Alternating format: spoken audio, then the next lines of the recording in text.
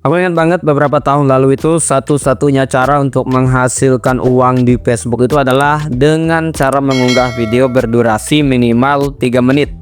Nah, jika orang menonton video kita lebih dari 3 menit, maka kita akan mendapatkan pendapatan dari iklan. Dulu itu disebut namanya itu adalah Ads Breaks. Sekarang lebih dikenal dengan istilah in-stream ads.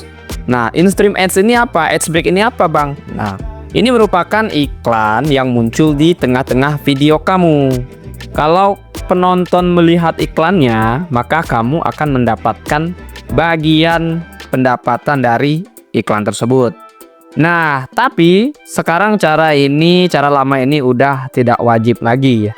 Sekarang kita bisa menghasilkan uang dari banyak banget jenis konten yang ada di Facebook.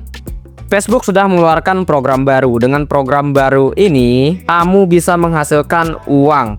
Bukan hanya dari konten video, tapi juga dari teks. Teks yang biasa kita buat itu, misalnya kamu posting "Selamat pagi guys", hanya teks tanpa foto. Itu sekarang bisa menghasilkan. Atau "Jangan lupa ngopi guys", itu sekarang udah bisa menghasilkan, udah bisa dimonet ya. Yang kedua, dari foto atau meme, mungkin foto keseharian kamu ya kan, atau meme yang kamu unggah. Kemudian ada dari story yang berdurasi 24 jam ya kan. Kemudian ada juga dari reels atau video pendek ala-ala TikTok tuh.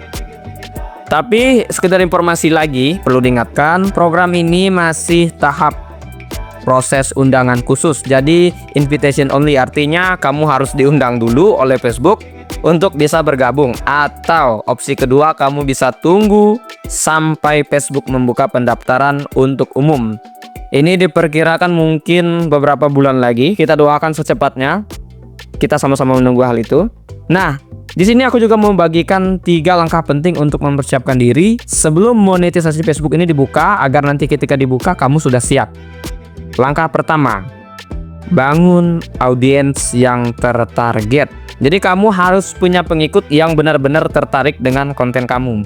Bukan sekedar banyak followers doang, nggak ada gunanya banyak followers kalau engagementnya sedikit. Audiens tertarget itu apa, Bang? Ya, maksudnya audiens tertarget ini adalah orang-orang yang benar-benar suka dengan konten kamu, dengan tema kamu, aktif memberikan like, komentar, dan membagikan postingan kamu. Itu adalah audiensnya. Makanya bikin konten itu ya satu topik aja. Engagement maksudnya adalah interaksi pengikut dengan postingan kita. Itu berupa like tadi, komen, share, dan save. Itu penting, bukan hanya sekedar salam interaksi. Nah, semakin tinggi engagement, semakin besar peluang konten kamu itu didorong lebih jauh oleh algoritma Facebook. Sehingga nanti lebih banyak orang yang melihat postingan kamu itu. Yang kedua yang harus kita persiapkan adalah tingkatkan frekuensi postingan. Maksudnya apa, Bang? Kamu harus sering posting untuk mendapatkan pertumbuhan di akun kamu. Frekuensi postingan maksudnya apa, Bang? Nggak ngerti. Frekuensi postingan itu adalah seberapa sering kamu memposting dalam sehari. Ya, idealnya untuk posting video itu adalah 2-5 kali sehari. Tapi diingat, harus terjadwal, jamnya harus sama ya kan. Siang jam berapa, pagi jam berapa, sore jam berapa. Tapi dalam satu hari bisa lebih dari itu kalau audiens kamu itu udah besar. Jadi semakin banyak kamu memposting, semakin banyak data yang bisa kamu pelajari untuk tahu jenis konten mana nanti yang paling disukai oleh audiens kamu, oleh penonton kamu. Ada satu mitos yang salah. Posting sering bukan berarti orang bosan ya. Atau orang tuh ada bilang kalau lebih sering posting orang akan cepat bosan. Keluar logat daerahnya ya kan.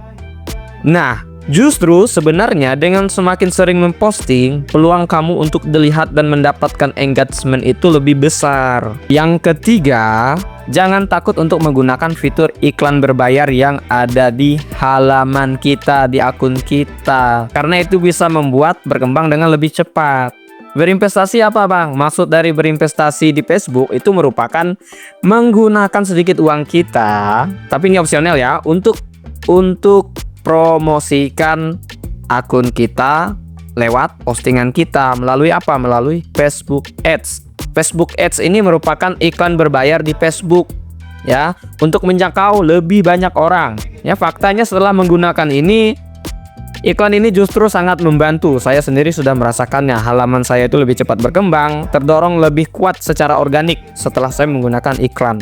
Dengan menggunakan iklan ini, akun kita itu akan didorong lebih jauh, lebih didorong ke banyak orang oleh Facebook. Kenapa? Karena Facebook melihat kita aktif, ya kan? Dengan menggunakan fitur iklan tadi, engagement kita naik, interaksinya naik, kemudian pertumbuhan followersnya naik. Jadi Facebook melihat bahwa kita aktif, makanya kita nanti akan direkomendasikan secara organik. Satu pesan terakhir, banyak yang salah kaprah tentang interaksi. Interaksi itu tidak sekedar hanya mengucapkan komen salam interaksi. Saya tekankan sekali lagi karena saya banyak menemukan ini, bahkan di postingan saya pun banyak, dan saya capek dengan hal ini, serius. Interaksi yang dimaksud oleh Meta, oleh Facebook itu adalah interaksi itu berupa like, share, komen. Komen maksudnya bukan komennya tulis salam interaksi, tapi komentarnya adalah komentar yang relate dengan kontennya, yang sesuai dengan topik kontennya. Masa iya orang posting video sedih, kamu komentar salam interaksi, ya kan? Harusnya interaksi yang dimaksud adalah kita berkomentar sesuai dengan topik video. Dan bukan hanya tentang komentar saja, interaksi itu termasuk tadi, like tadi, ya kan? Kamu membagikan video konten itu termasuk membagikan konten yang kamu lihat dibagikan ke orang lain, itu termasuk ke dalam interaksi. Oke, itu saja informasi malam ini. Saya yakin dengan mengikuti ketiga langkah ini, kita akan jauh lebih siap untuk menerima pembukaan fitur monetisasinya. Jika kamu sekarang belum monetisasi, tetap semangat, ya kan? Tunggu saja, nanti pasti akan dibuka secara umum.